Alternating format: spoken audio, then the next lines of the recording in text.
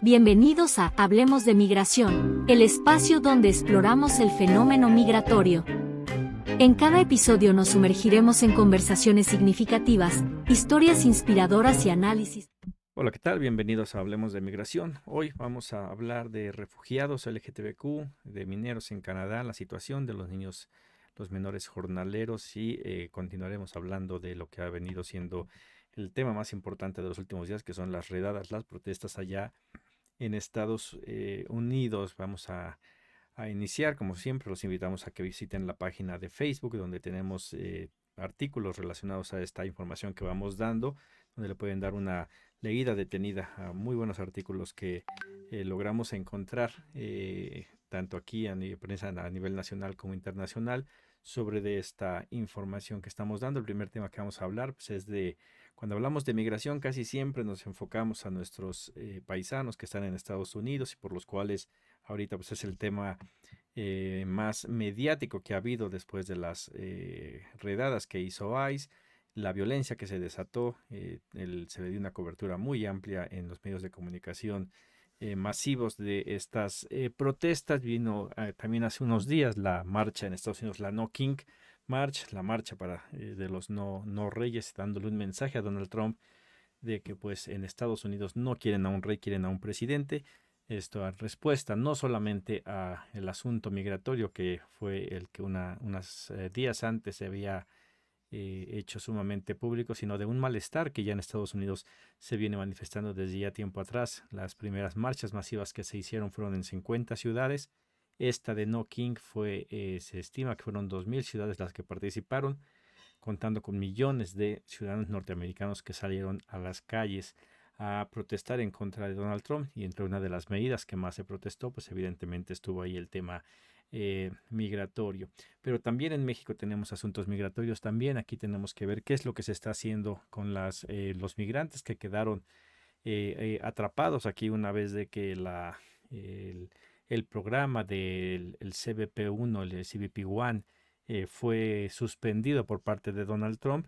Muchos migrantes quedaron aquí. Para aquellos que no sepan qué es este programa, fue uno de los alivios migratorios, se puede decir, que dio Joe Biden, en el cual hacía que los migrantes no llegaran directamente a Estados Unidos a pedir el asilo, sino que lo pidieran desde sus lugares de origen o en el sur de México. Había una aplicación en el teléfono llamada CBP One, CBP One en inglés, en el cual pues las personas entraban ahí, hacían su solicitud de asilo y ya cuando Estados Unidos les decía ya está tu cita programada, ya podían acercarse a la frontera para entrar a Estados Unidos. Esto permitió que las fronteras no se saturaran, que los cruces se estuvieran más o menos limitados. Hubo un tiempo en el que tuvo que suspenderse este programa, puesto que en el andamiaje de la migración hay un número que se permite normalmente que entre diario a Estados Unidos. Lo ven que tanta gente está entrando con el número de aprehensiones que hay. Normalmente calculan que son 1,500 aprehensiones diarias que están deteniendo personas allá. Una vez que sobrepasa ese número, detenía el uso de esta aplicación Joe Biden. Se dio por algún tiempo en el que estuvieron pasando o así, habiendo detenciones por arriba de 1,800 personas al día, lo cual para controlar el flujo de migrantes que hay dentro de Estados Unidos, suspendían la entrada de personas que estaban solicitando asilo hasta que volvían a poner los números, ahora sí que estables, que son los que puede manejar Estados Unidos. Antes se hablaba que eran 1,000 personas diarias. Estas son de las personas que se estima que están entrando al día. Lo hacen una estimación conforme a los que van deteniendo también en esta maquinaria de lo que es la migración allá en Estados Unidos. Bueno, pues una vez que llega Donald Trump, él suspende este programa. Mucha gente ya estaba aquí en territorio mexicano esperando su cita. Les cancelaron la cita a última hora. Muchos ya estaban en la frontera listos para entrar. Y todavía hubo personas que entraron en la mañana del mismo día que Donald Trump ocupó la presidencia, pero en cuanto él ocupa oficialmente, se cancela este programa y ya las personas no pueden entrar. Se han quedado en México, muchos de ellos están llegando y hoy vamos a hablar pues de una comunidad que es muy violentada, que es la diversidad sexual, la comunidad LGTBQ, en el cual se habla muy poco de lo que está sucediendo con ellos. Muchos de ellos salen expulsados de sus países porque las mismas ideologías de las comunidades en donde viven en sus países, va en contra de lo que ellos, el manifestarse sexualmente, su identidad como ellos la perciben, no es entendido por personas, son perseguidos y los obligan a salir. Vienen hacia México y se encuentran con un grave problema aquí, que también no está listo el Instituto Nacional de Migración para poder recibirlos y atenderlos como se debe de atender. Yo sí puedo decir que en Estados Unidos esta comunidad, una vez hay centros de detención especializados donde es pura gente de la comunidad LGTBQ, en el cual a todos los ponen ahí para evitar cualquier tipo de acoso, cualquier tipo de violencia en contra de ellos por parte de otras personas. Hay mucho que trabajo por hacer en que todos los seres humanos podamos entender que cada quien puede elegir creer, sentirse como guste, siempre y cuando evidentemente no afecten a terceros, y tenemos que empezar a respetar eso. Lamentablemente hay mucho que trabajo por hacer aquí en México. Sabemos que las condiciones de las estancias migratorias son deficientes, una muy mala administración junto con pocos recursos para ese sector, pues lo han venido a traer en esta problemática. Para este año todavía los recursos fueron todavía reducidos, aparte de los que ya tenía el instituto, a sabiendas de que apenas hace unos poco tiempo, se puede decir, hubo este incendio en la estancia migratoria de Ciudad Juárez, en el cual, bueno, se intentó cortar cabezas, mucha gente pedía la destitución de su titular en automático, no fue así. Pero no se sabe si se han arreglado, se cerraron varias para arreglarse, pero todavía no se ha avanzado en la forma en la que debería de. Sigue siendo las estancias migratorias, estancias donde se retiene a la gente, básicamente se les está privando de su libertad, en lugar de ser un lugar donde puedan llegar a estar seguros para poder después ya sea seguir su camino o regresarse hacia sus lugares de origen. Y bueno, pues esta comunidad aquí tenemos un artículo de Jessica Chantomil y de Jared Laureles en donde nos dice que el Instituto Nacional de Migración debe reconocer la identidad de refugiados transgéneros en documentos. Eso ya es una indicación de la Corte. Dice que la Suprema Corte de Justicia de la Nación aseveró que las personas transgéneros refugiadas en México tienen derecho a contar con documentación migratoria que reconozca su identidad, por lo que ordenó al Instituto Nacional de Migración que reconozca instrumentar mecanismos para que permitan la modificación de los datos de identidad en estos casos. Y aquí se ve como una victoria. Lamentablemente, una cosa es que lo pida la Corte y otra cosa es que se vaya a poder implementar. Si no se cuentan con los recursos, pues simplemente no se podrá. Y esto viene a colación de la problemática de los recursos.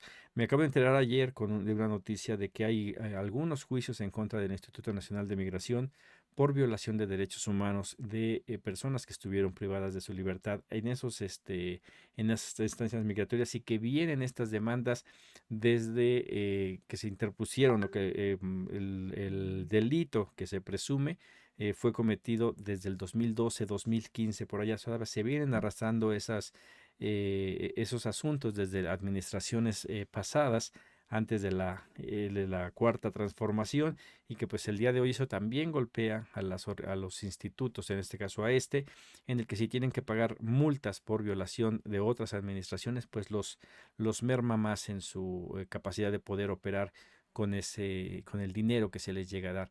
Es un tema que se tiene que seguir hablando tanto desde el Instituto Nacional de Migración como de las comunidades de diversidad sexual, así como los indígenas, las mujeres, que son dentro de los migrantes grupos mucho más violentados ahora sí que los demás.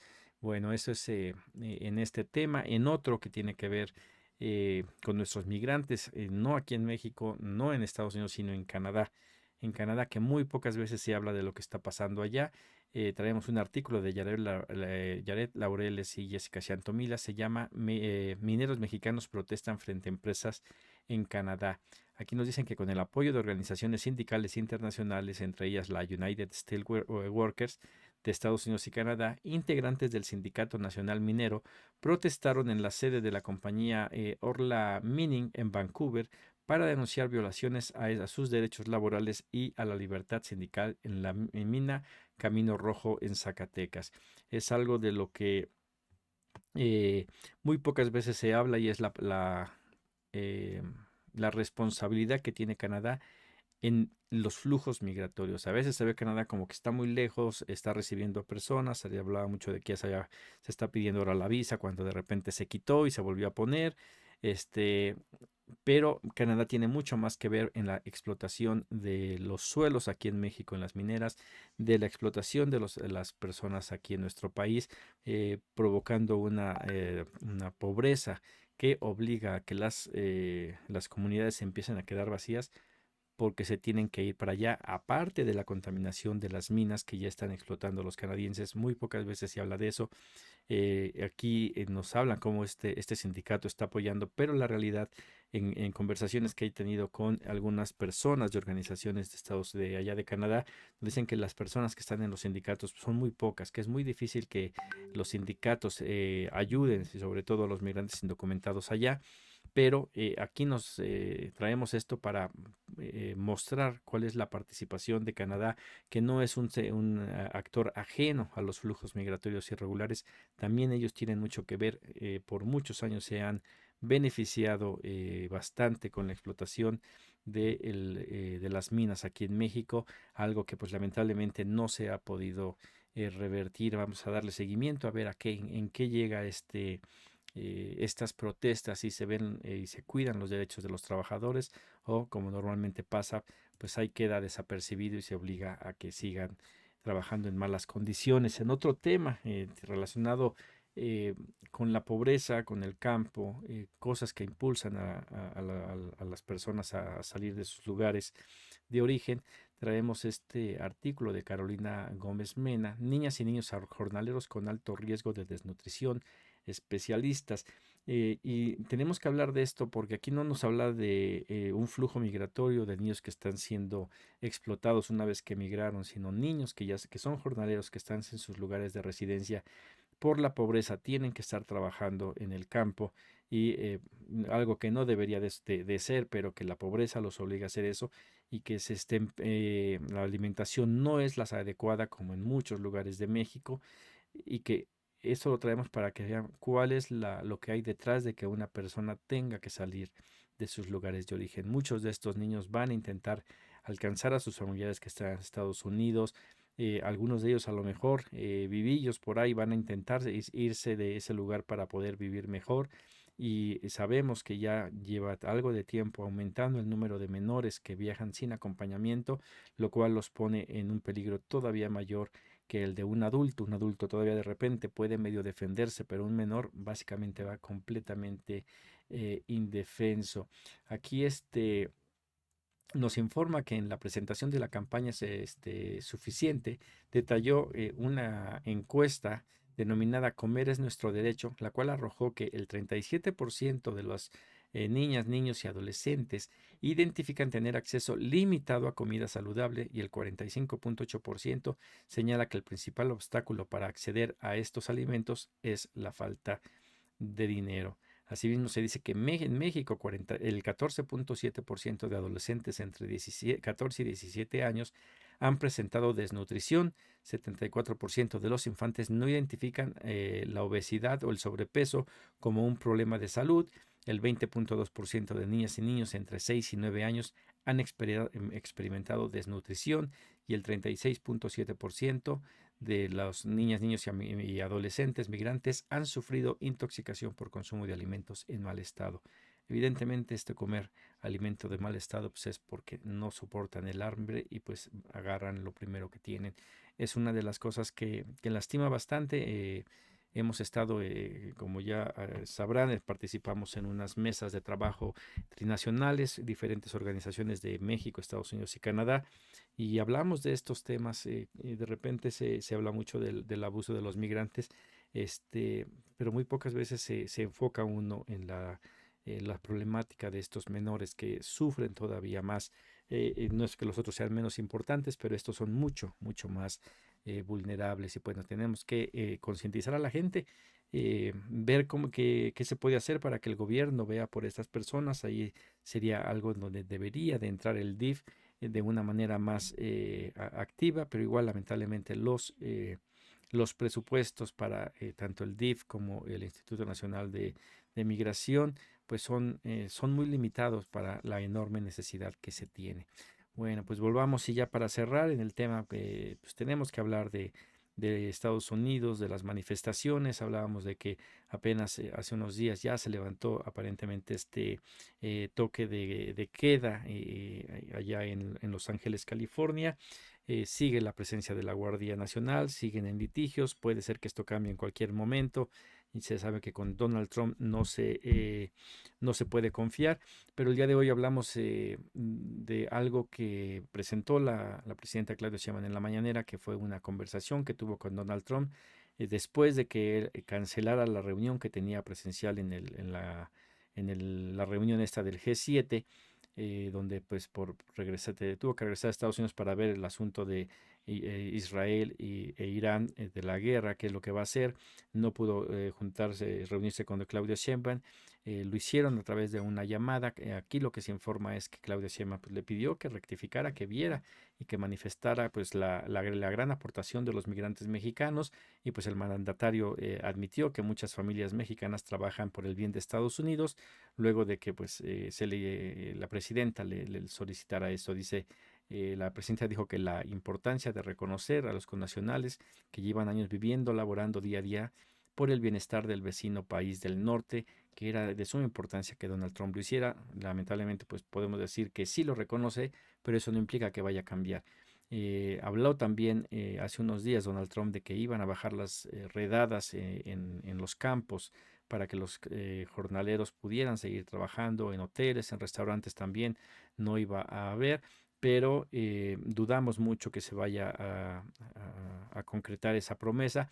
En grupos de chat en los que puedo estar revisando en diferentes lados de Estados Unidos, las detenciones siguen todavía, se siguen dando. Obviamente no con la cobertura mediática de la de Los Ángeles, y ya expresé ahí qué es lo que pienso, que esto fue algo orquestado por Donald Trump a sabiendas de lo que podía pasar.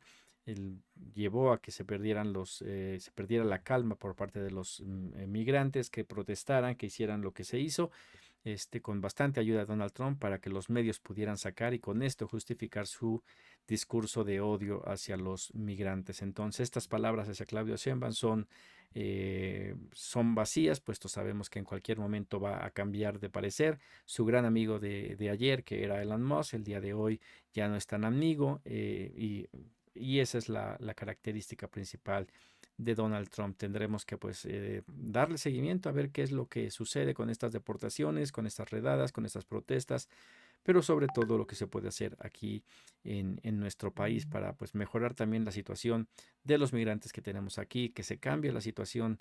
México tiene que crecer económicamente para que pues ahora sí los mexicanos que están allá y que puedan regresarse pues lo hagan, pero el día de hoy todavía estamos un tanto lejos de que México sea un país que realmente reciba a los migrantes con los brazos abiertos, como es el discurso oficial. Eh, bueno, por mi parte sería todo en esta entrega. Pues nos vemos en la siguiente. Hasta pronto.